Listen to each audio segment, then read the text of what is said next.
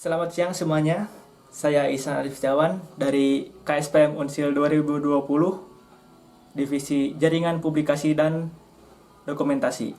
Nah, saya kali ini akan menjelaskan tentang yuk belajar saham di bagian apa itu perbedaan investasi dan trading dan seluk-beluk trading dasarnya. Nah, kalian pernah terpikir apa perbedaannya trading dan investasi? Itu merupakan dua hal yang berbeda sebenarnya.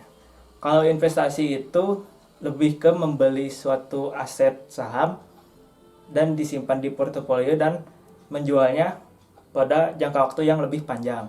Apabila trading, kita membeli suatu aset saham lalu keesokan harinya atau misalkan beberapa minggu setelahnya kita jual. Nah, perbedaannya sebenarnya hanya di jangka waktunya, tapi kita bahas lebih detailnya di PowerPoint. Kita masuk ke PowerPoint ya. Oke, ini judulnya ya, yuk belajar saham tentang investasi dan trading. Nah, ini table of content-nya. Yang pertama itu perbedaan mendasar trade dan invest. Yang kedua, trading, trader, prinsip dan strateginya bagaimana akan dibahas juga. Yang ketiga, risiko trading dan contoh trading. Bagaimanapun juga trading sama investasi itu sama-sama memiliki risiko. Dan keempat, analisa teknikal pada trading. Ini saya akan bahas dasar-dasarnya saja agar kalian memahami bahwa trading saham itu harus memiliki analisa teknikal. Oke. Nah, yang pertama itu investasi dengan trading saham itu sangatlah berbeda. Meskipun sama-sama metode keuangan untuk menambah kekayaan dalam jangka waktu tertentu dengan membeli dan menyimpan sebuah portofolio atau kumpulan aset. Yang sudah saya tadi katakan ya, kalau trading itu jangka waktunya pendek, kalau invest itu jangka waktunya lebih panjang. Nah, selanjutnya perbedaannya, mari kita lihat. Investasi itu buy and hold and sell. Fokus pada kinerja dan finansial suatu perusahaan. Nah, misalkan rasio-rasio solvabilitas atau rasio likuiditas atau rasio profitabilitas ini dibahas pada investasi. Dan investasi itu goalnya itu lebih ke jangka panjang. Jadi untuk ya 1 tahun ke depan atau 2 tahun ke depan atau bisa untuk 10 tahun atau untuk diwariskan ke anak cucu kita bisa juga. Dan investasi itu basis analisanya itu analisa fundamental. Dan pada investasi itu tidak mencari capital gain. Capital gain itu selisih antara jual dan pembelian saham, itu selisih keuntungannya disebut capital gain. Kalau misalkan selisih kerugian berarti capital loss. Nah, kalau di investasi itu mencari dividen. Tidak terlalu fokus pada capital gain. Dividen tiap tahun dikumpulkan nanti suatu saat terkumpul banyak lalu dijual dapat berapa. Nah, kalau trading itu buy and sell, beli jual pada ya bisa 1 jam, bisa per hari, bisa per minggu, tergantung maunya bagaimana. Dan yang kedua, fokus pada chart suatu perusahaan. Yang ketiga, jangka pendek. Yang keempat, memakai analisa teknikal. Yang kelima, fokusnya kepada capital gain, walaupun ada juga yang dividend hunter. Nah, perbedaannya mari kita lihat. Kalau investasi itu Roma dibangun tidak pada 1 malam. Kalau trading itu Hiroshima dan Nagasaki itu bisa dibom dalam 1 waktu. Nah, itu kan perbedaannya sudah tahu ya. Mari kita lihat trading dan trader. Kalau trading itu aktivitas yang dilakukan oleh trader dan dapat terjadi pada pasar saham maupun pasar obligasi. Trader yang melakukan transaksi dengan frekuensi lebih jauh lebih banyak dibandingkan investor dengan jangka waktu pendek. Kalau trader itu orangnya, kalau trading itu aktivitasnya yang dilakukan oleh si tradernya gitu. Nah, ini contohnya ya, saham BCA, kodenya BBCA. Kalau investasi itu dia beli harga di awal Mei 2019, dia beli di sini, lalu tidak langsung serta-merta dijual, dan ketika sudah 1 tahun lebih atau 2 tahun lebih baru dia jual, atau dia jual ketika saham sudah turun atau pembalikan arah. Kalau trading itu lihat, ketika Mei 2019 dia beli ketika harganya turun, berdasarkan pembeliannya berdasarkan analisa teknikal juga. Lalu dia jual lagi, lalu ketika Desember 2019 beli lagi, jual lagi, begitu seterusnya. Nah, prinsipnya seorang trader itu buy and sell seperti saya tadi katakan. Mereka akan selalu memanfaatkan fluktuasi harga, kenaikan naik turun untuk mendapatkan keuntungan dari selisih beli dan jual tersebut. Mereka menggunakan analisis teknikal untuk mengetahui pergerakan harga saham. Trader akan membeli saham perusahaan yang memiliki potensi kenaikan harga dalam waktu singkat. Dan strategi trader itu memfokuskan pada sentimen dan kondisi pasar dibandingkan performa emiten saham. Jadi maksudnya gini, kalau investor itu lebih kepada rasio si perusahaan ini pada tahun sekian menghasilkan laba berapa, rasio utangnya berapa. Kalau misal rasio utangnya rendah dan labanya tinggi, kan otomatis harga sahamnya naik, peminatnya akan naik. Nah, kalau trader itu tidak, trader itu berdasarkan analisis yang ia pikirkan sendiri pada sentimen dan kondisi pasar tertentu. Misalkan pada bulan Mei ini perusahaan X memiliki labanya turun sehingga rasio utangnya naik. Nah, kalau trader itu tidak seperti itu. Lanjut ke resiko seorang trader. Sama, maupun invest atau trader juga memiliki resiko. Tapi kalau trader itu resikonya lebih ke capital loss. Saham yang ia beli, misalkan saham X, lalu ketika tahun berikutnya saham itu mengalami krisis atau bursa saham yang sedang ia beli mengalami krisis, risiko capital loss itu lebih besar daripada capital gain-nya. Nah, ketika risiko capital loss itu semakin besar, harusnya seorang trader itu langsung meng-cut loss sahamnya atau menjual rugi agar kerugiannya tidak terlalu turun lagi, besar lagi. Nah, saya berikan contoh konkretnya ya. Arman membeli saham S Hardware seharga Rp800 sebanyak 10 lot. Kemudian Arman menjual kembali saham tersebut seharga 1.000 sebanyak 10 lot. Nah, di sini sudah kelihatan kan, ini ada selisih harga jual dan harga beli mengalami keuntungan, yang keuntungan itu disebut capital gain. Capital gain-nya sebesar 200.000. Dan juga kalau capital loss ini, April memberi saham kepada Javpa ya, kepada harga sebesar 1.200 sebanyak 100 lot dan menjual kembali saham Javpa tersebut dengan harga sebesar 1.150 sebanyak 110 lot. Maka jumlah kerugian atau capital loss saham yang didapat oleh April adalah sebesar 50.000. Nah, ini adalah proyeksi keuntungan dan kerugiannya.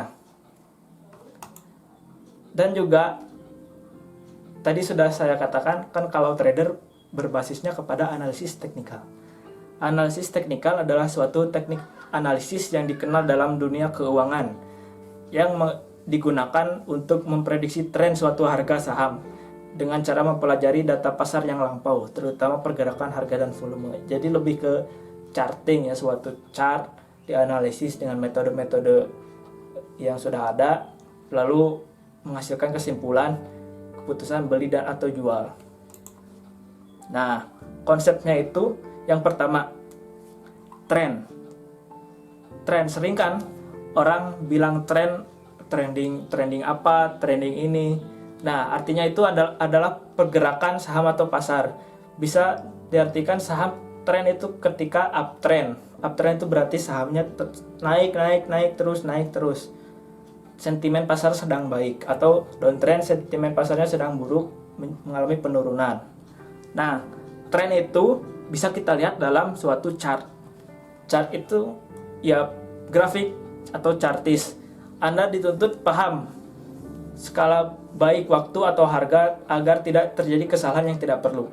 Nah, harus paham dulu basis chart itu bagaimana, sumbu X, sumbu Y harus bagaimana. Dan yang ketiga itu konsepnya harus tahu support and resistance. Gampangnya kalau support and resistance itu level memantul. Ketika saham mengalami downtrend terus dan perubahan arah dari downtrend menuju uptrend, reversal itu ada mengalami support. Garis support itu harus tahu. Dan resisten itu ketika sahamnya naik terlalu lampau tinggi dan mengalami pembalikan arah menjadi turun, itu ada resisten. Nah, bisa kita lihat ya. Di sini ini namanya chart. Ini trennya tren uptrend.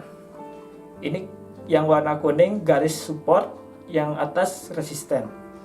Yang bawah support, yang atas resisten. Kita bisa menentukan harga beli dan jual itu pada garis support. Pada garis support ini kita beli saham di sini, lalu jual di garis resisten. Nah, sebelum mengetahui itu, kita harus mengetahui dulu metode-metode teknikal dasarnya. Yang pertama, Relative Strength Index. Nah, Relative Strength Index adalah suatu indikator yang digunakan dalam analisis teknikal untuk menunjukkan kekuatan harga dengan cara membandingkan pergerakan kenaikan dan penurunan harga. Nah, ini Relative Strength Index ini kelihatan. Misalkan kita buka investing.com ya, nanti ada metode pilih chart teknikal, lalu pilih metode Relative Strength Index, nanti keluar. Biasanya saya kalau membeli teknikal dasar ini, memakai Relative Strength Index ini, membelinya pada angka 25. Ketika menunjukkan angka 25 itu entry buy atau termasuk sinyal beli, dan ketika lebih dari 75 itu berarti sinyal jual atau oversold. Nah, yang kedua stokastik. Stokastik ini mengukur kejenuhan pasar. Kalau dibandingkan sama RSI sih, stokastik lebih memiliki kelebihan, yaitu memiliki sinyal beli dan jual lebih kuat. Kalau market dikatakan overbought bila nilai stokastik di atas 80 dan dikatakan oversold bila market bernilai di bawah 20. Nah, kita lihat ini garis merah yang di atas 80 ini terjadi overbought, terlalu banyak yang membeli saham ini dan tidak lama kemudian akan mengalami penurunan. Ketika indikator stokastik telah di bawah 20, maka Anda saatnya untuk memutuskan beli, karena tidak lama kemudian saham ini akan naik lagi.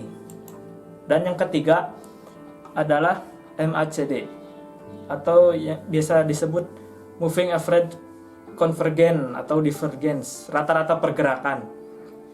Nah, rata-rata pergerakan ini diciptakan oleh Gerard Apple pada tahun 60-an ya. Ini sudah lama tapi memang ampuh ya.